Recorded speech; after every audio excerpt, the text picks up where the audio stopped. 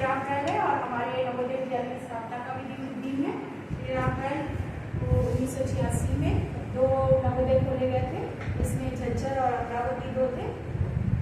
आज इसी संदर्भ में हम लोग अपना नया चैप्टर शुरू करें जिसका नाम है भारतीय संविधान। भारतीय संविधान में सबसे जो मेन टॉपिक है, ये कहा गया है कि किसी देश को संविधान की जरूरत क्यों पड़ती है, इसके लिए जरूरत क्या है, संविधान की क्या आवश्यकता है।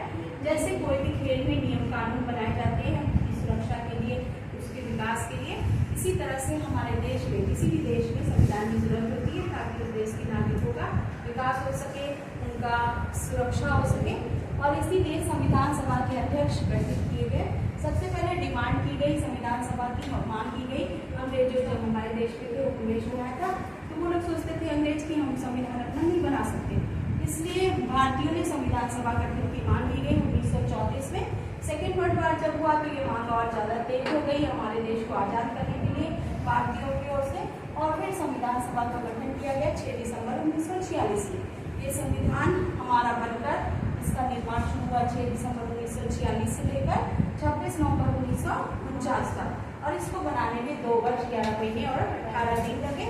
इस तरह से संविधान सभा के जो अध्यक्ष थे वो डॉक्टर राजेंद्र प्रसाद थे, जो तत्कालीन राष्ट्रपति थे, पहले राष्ट्रपति थे हमारे। और संविधान सभा की प्रारूप समिति, प्रारूप ने ड्राफ्ट इसने पूरा तैयार किया। डॉक्टर भीमराव अम्बेडकर सबसे ज्यादा उस जमाने में पढ़े लिखे व्यक्ति थे और 14 अप्रैल को उनका जन्म हुआ था। उन्होंने बहुत बड़ी बड़ी डिग्रियां ली थी, बहुत सारी डिग्रियां ली थी, और उन्होंने इकोनॉमिक्स में भी बहुत सारी डिग्रियां ली।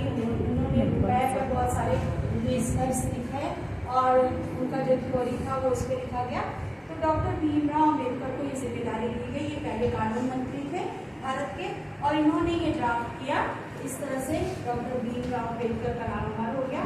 तो हमने सारे देशों का संविधान पढ़ा और जो भी अच्छी अच्छी चीजें थी सारे देश की, उनको कलेक्ट करके भारत में सम्मिलित किया, भारत के संविधान में।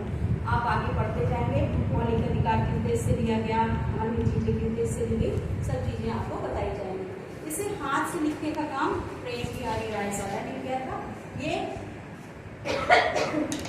कैलियोग्राफी में बहुत ज्यादा फेमस थे और इसीलिए नेहरू जी, पंडित नेहरू जो प्रथम प्रधानमंत्री थे, वो उनके पास गए और उन्होंने कहा कि ये संविधान लिखना है तो आप क्या इसके लिए मेहनताना लेंगे। लेकिन प्रेम बिहारी रायसादा बहुत ज्यादा देशभक्त थे, उन्होंने कहा मैं इसके लिए कुछ भी नहीं लिखा, बस मेरी एक शर्त है कि मेरा नाम, मेरे दादाजी का नाम संविधान में लिखा जाए।